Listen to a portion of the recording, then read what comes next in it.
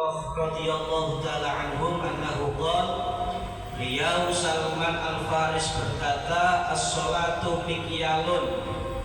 Sholat itu adalah ukuran, bisa menjadi tolak ukur, mikyal, timbangan atau ukuran.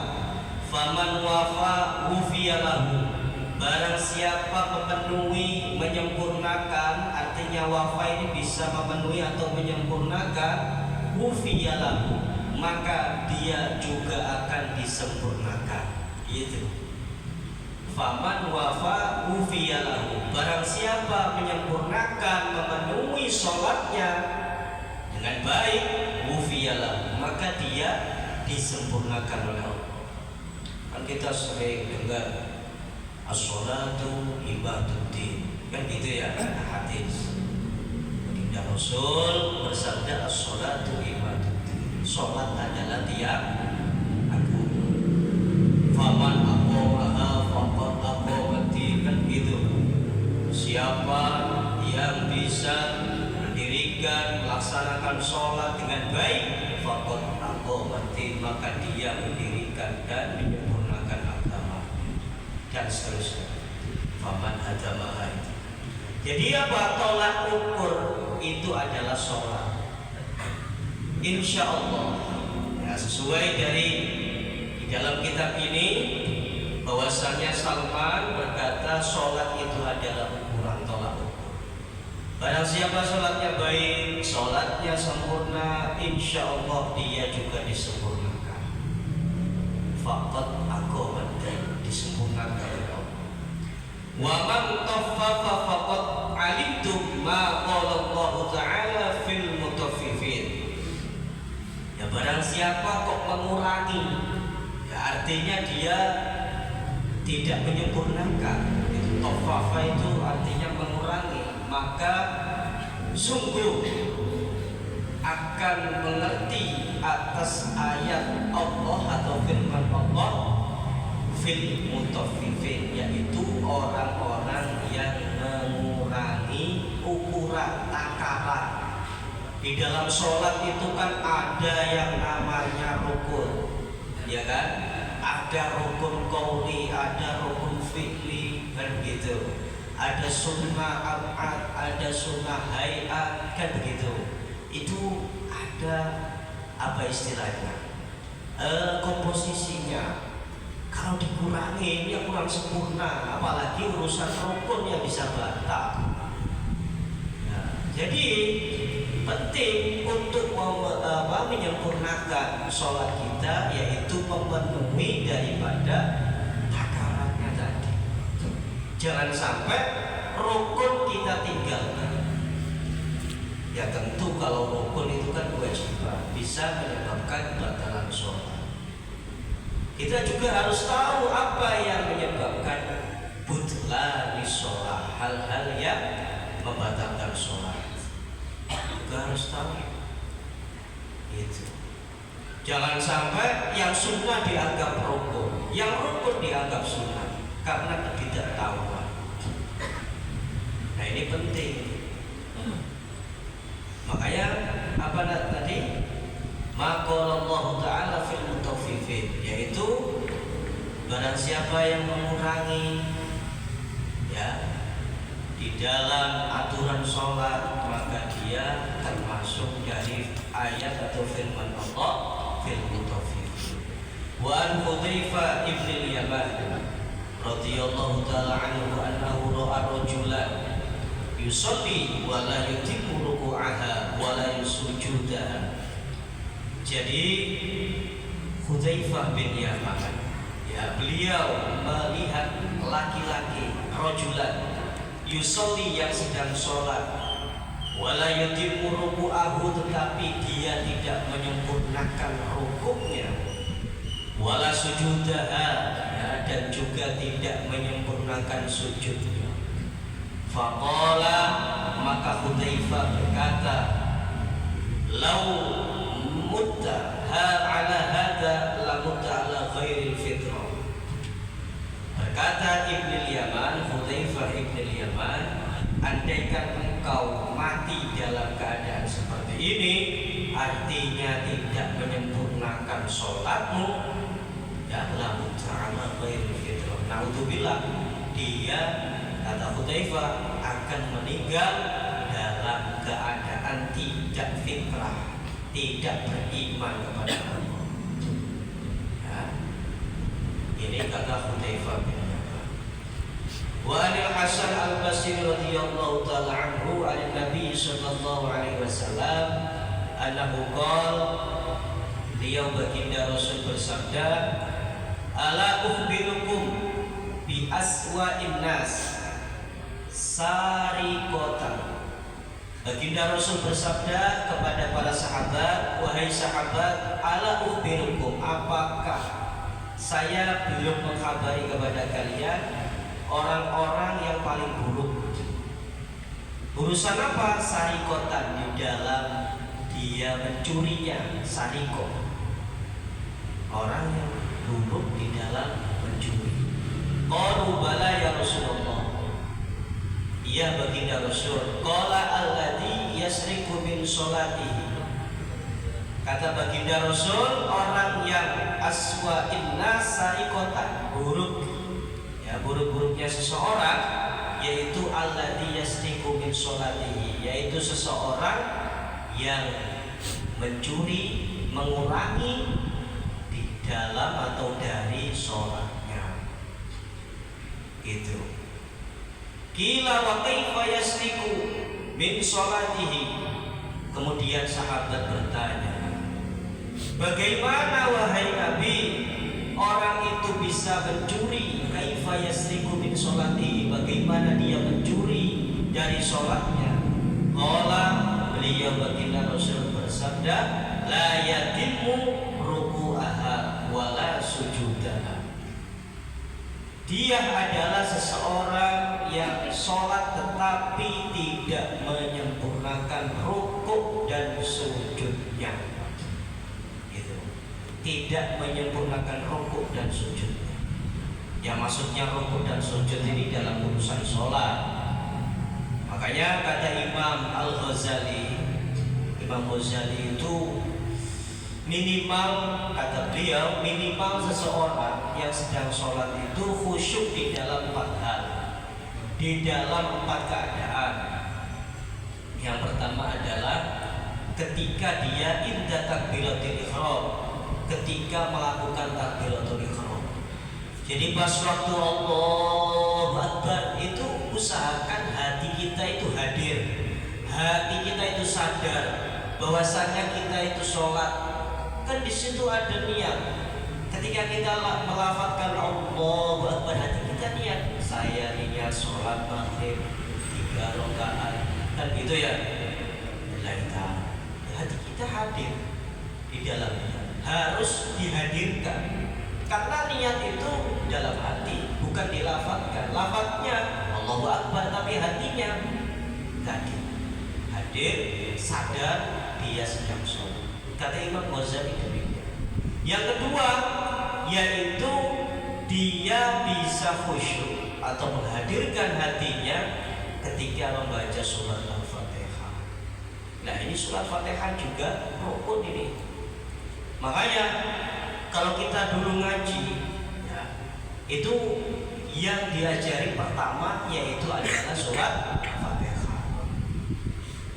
Entah itu makharijul hurufnya atau tajwidnya, panjang pendeknya. Karena apa? Ini rukun gitu. Kedua yaitu kata Imam Ghazali, usahakan ketika membaca Fatihah khusyuk. Caranya gimana? Ya tadi, hayatin, ya, diangan-angan maknanya.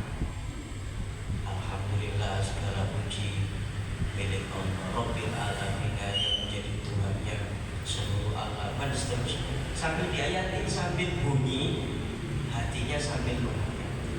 Itu salah satu usaha, ya, ikhtiar kita biar kita khusyuk, yaitu menghayati makna-maknanya yang kita baca, yang kita lakukan. Yang ketiga kata Imam Ghazali, minimal orang itu bisa dikatakan khusyuk, yaitu ketika dia melakukan rukuk dan sujud. Kenapa tadi lafadznya ruku'aha wala sujudaha gitu? Karena rukuk dan sujud ini sangat sakral sekali. Ya, sujud itu bukti bahwasannya kita itu menyembah, menghamba kepada Allah. Dan bahkan kita tidak boleh sujud di luar sholat, kan gitu, tak boleh sujud di luar. Bedakan sujud sama takdim, sama memuliakan, nah kan gitu. Kita sujud artinya menghamba, menjadi hamba, sujud serah diri kepada Allah. Rukuk dan sujud, usahakan kita khusyuk. Kemudian yang terakhir kata Imam Ghazali, yaitu ketika inda qiraatin tasyahud, ketika membaca tasyahud atau tahiyat. Kemarin saya insya Allah yang baca, kita tahu bahwasannya lafaz yang kita baca ketika tasyahud itu merupakan percakapan Allah dan Rasul ketika beliau melakukan Isra Mi'raj. Ketika Mi'raj, apa yang diucapkan? At-tahiyyatul mubarakatus sholawatut thayyibatu lillah. Itu pertama Nabi. Kemudian Allah Subhanahu wa taala berfirman kepada Nabi dan menjawab, Assalamualaikum ayyuhan nabiyyu wa rahmatullahi wa barakatuh. Nabi melanjutkan, Assalamualaikum wa ala ibadillah sholihin. Semoga keselamatan, rahmat takdim ini untuk kita dan para sholihin, ibadillah sholihin. Itu kalam. Makanya itu sangat sakral. Kenapa kok ditaruh sholat? Karena ada keutamaan, keistimewaan di situ, ada sirri rahasia. Tadi ketika Nabi Isra, di situ percakapan Nabi dan Allah Subhanahu wa taala. Jadi usahakan di 4 tempat ini kita bisa khusyuk. Itu sudah, kata Imam Ghazali, sudah cukup. Apalagi di semua rukun dan waktu sholat, luar biasa. Kemudian wa ibni Mas'ud radhiyallahu taala annahu qala man lam ta'murhu sholatuhu bil ma'ruf. Ya, Abdullah bin Mas'ud berkata, barang siapa lam ta'murhu, barang siapa tidak bisa atas sholatnya itu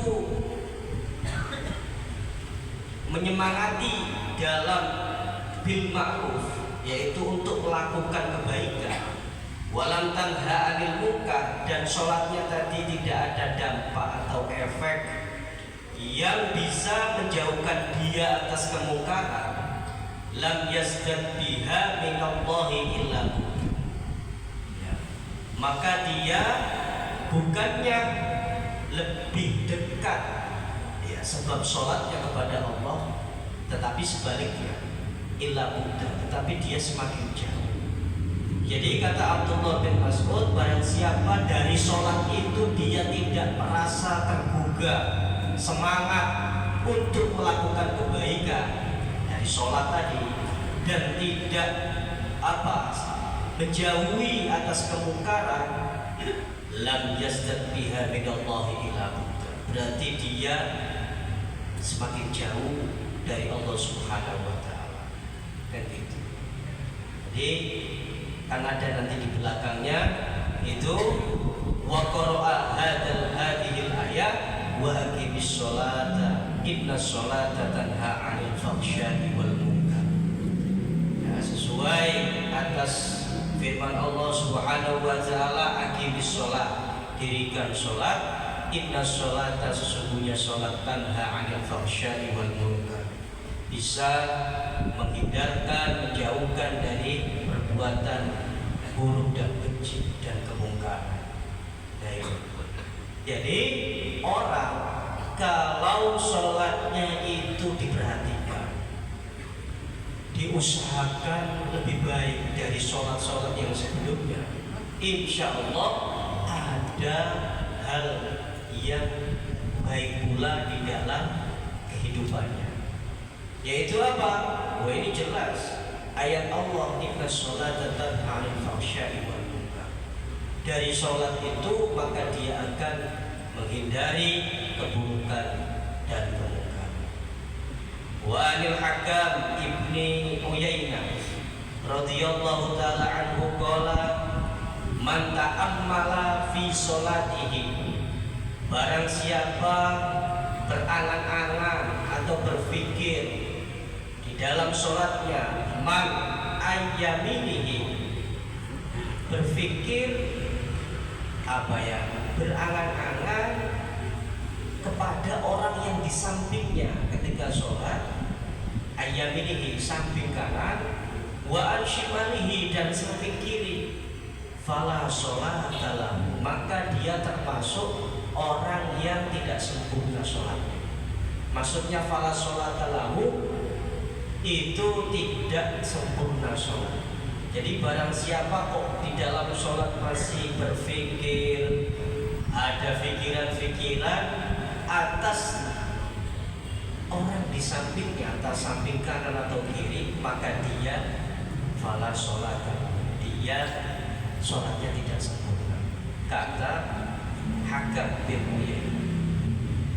Jadi itu salah satu tolak ukur kekhusyukan. Memang khusyuk ini nggak wajib.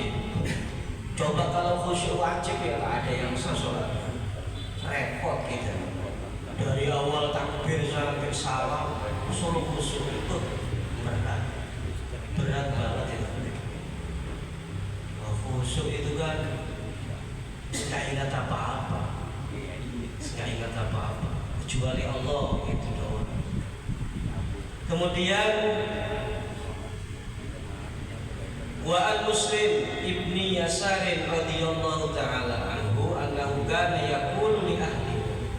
Jadi Muslim bin Yasar beliau berkata kepada keluarganya, li ahlihi, kepada keluarga. Jadi suruh ngetes, suruh nyoba ketika dia sholat. Ini idza kuntu fis sholat, ya sesungguhnya saya ketika dalam keadaan sholat, fahadisu, maka bicara tentang saya. Fahadisu, tolong cerita atau bicarakan tentang saya.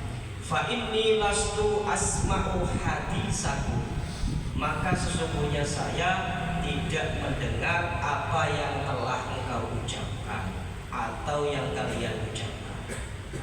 Jadi ini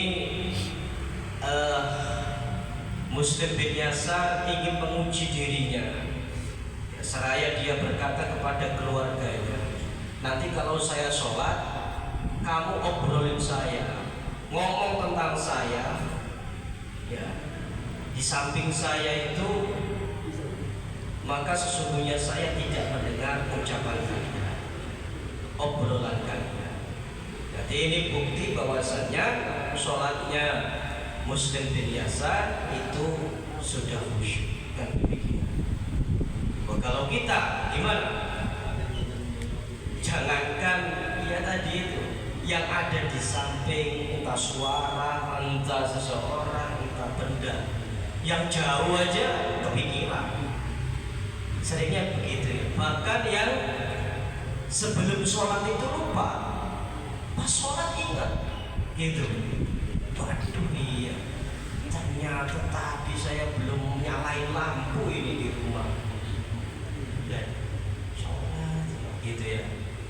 Makanya di dalam fikih itu tentang niat itu sangat penting. Niat sholat maksudnya usolli, itu niat, dan itu kan pekerjaan hati. Tentunya hati ini terkadang masih ada gangguan-gangguan. Makanya di dalam fikih itu nggak boleh taklid niat. Jadi niat sholat, saya niat sholat maghrib, tapi nanti kalau hujan saya batalin, soalnya jemurannya belum saya angkat.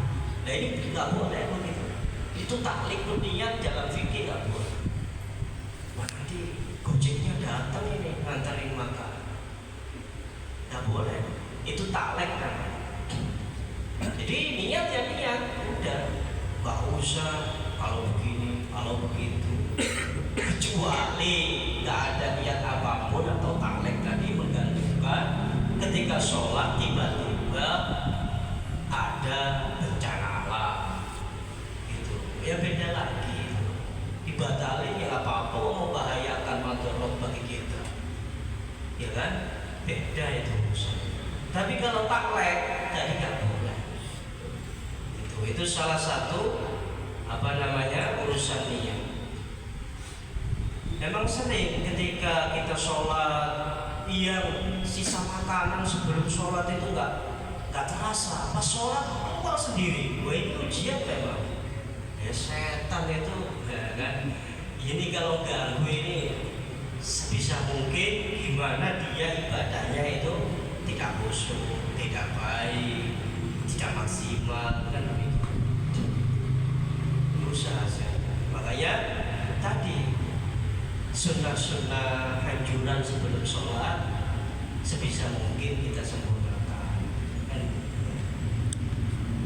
Jangan sampai pas waktu sholat kusut, kotor, kumuh, kan demikian.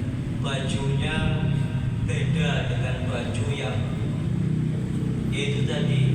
Kita mau ketemu orang yang kita hormati, yang kita segani, mau bertamu ke pejabat, ke siapa, intinya ya manusianya itu rapi. Mau ketemu pacar mungkin, mau nikah mungkin, mau lihat calon mungkin, rapi, wangi, mandi 3 kali sebelum berangkat. Tapi mau sholat dan kusut, nah ini jangan.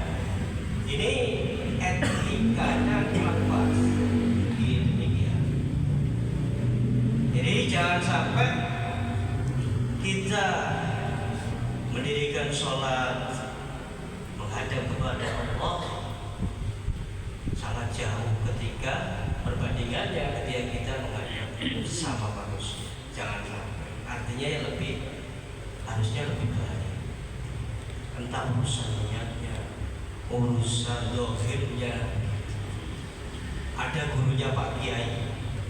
Mungkin kalau ada yang hadir di haul Kiai Nurul Haq tahun kemarin, itu Pak Kiai Lukman ketika sambutan beliau menceritakan manaqib atau riwayat gurunya Kiai Nurul Haq di Kelapa Dua.